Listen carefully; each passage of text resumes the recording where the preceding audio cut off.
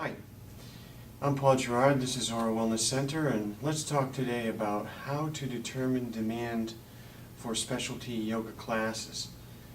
Each yoga teacher will say, well, my area is different than such and such an area. Sometimes it's a matter of where we're located.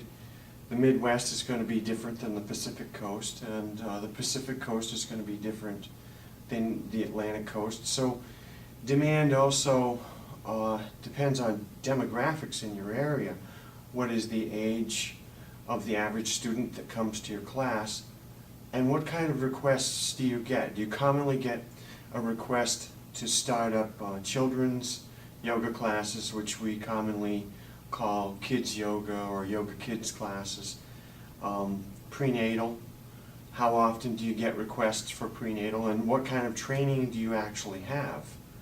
So there are a number of different types of specialty classes. So people will say, well, for example, I'm an Ashtanga teacher. How in the world do you want me to now start teaching kids yoga classes? I've been training for 12 years, and now this is just an example, but I've been training for 12 years, and I've worked with adults all the time. I have no idea how to work with kids. I can appreciate that, and it's going to require some training. It may require on-site training at an intensive, or it may require an online course. If you have the basics down already, all the skills of teaching, then it's a matter of making the class fun for children. The thing is, let's look too at some other types and very underused types of yoga classes that most people don't think about, and that is stress management classes. Stress management based upon yogic techniques, back care classes. There are so many things that we do in Hatha yoga and in some other forms of yoga as well that are for the back.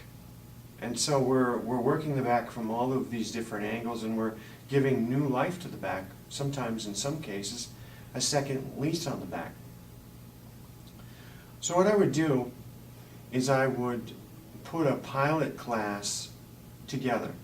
And now this could be a workshop that meets at a time when you don't regularly have classes, maybe a specialty time, and run it as a pilot class for 1 or 2 sessions, just to see in your neighborhood how the popularity of the class does.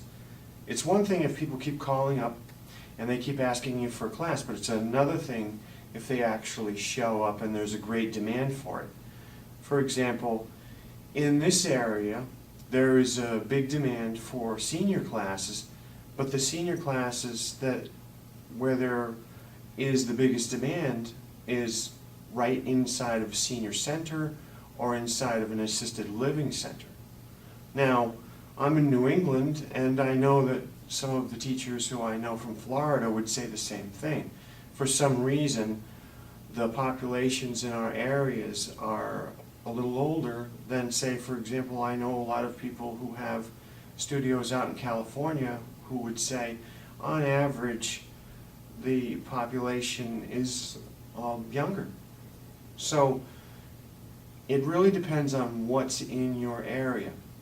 Now, again, I mentioned a couple of classes to try it out, but in my area I would not try senior classes because there are so many senior centers around.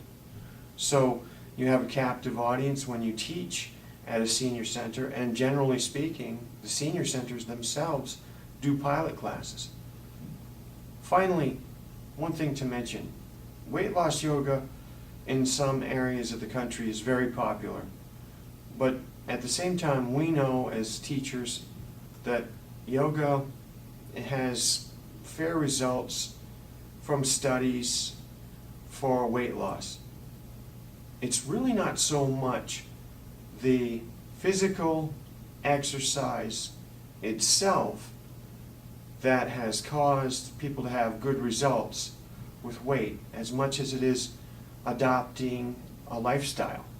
Now, when you start to tell people, if you have a pilot class, and you start to tell people after 2 classes that they've got to adopt a lifestyle, how many people are going to want that, especially in weight loss, where the demand is, even though maybe, for example, it may have taken them 20 years to get 100 pounds overweight, how many people are going to actually invest the time in yoga, hatha yoga, kundalini yoga, ashtanga yoga, and so forth? How many people are going to invest time working on movement over the years and dieting correctly and having a moderate life, as opposed to those same people who will buy a pill that guarantees, even though they may get a heart attack in the process, that guarantees them they'll lose 30 pounds in 30 days. So that's what you're up against. Sometimes I feel that yoga in and of itself is not a weight loss system. It wasn't designed that way at the time, thousands of years ago, when yoga first came along and people started to practice. A lot of these people that did practice were in higher castes, but they still did more manual labor than the average person nowadays. So when you look at it like this, people now consume more than they spend in energy, consume more food than they expend in energy. And with that, that's the reason for the problems with weight. I'm just in the same boat as everyone else. I'm 53 years old, and the thing is, I have to watch what I eat as well. So a lot of times, if you look at the weight loss classes as an option, I just want to make you aware that weight loss in and of itself and yoga, it's one of those things where I can't make a guarantee to someone who comes to my classes that they can lose 10 pounds this week. With that said, I want to wish you a very nice week. Namaste.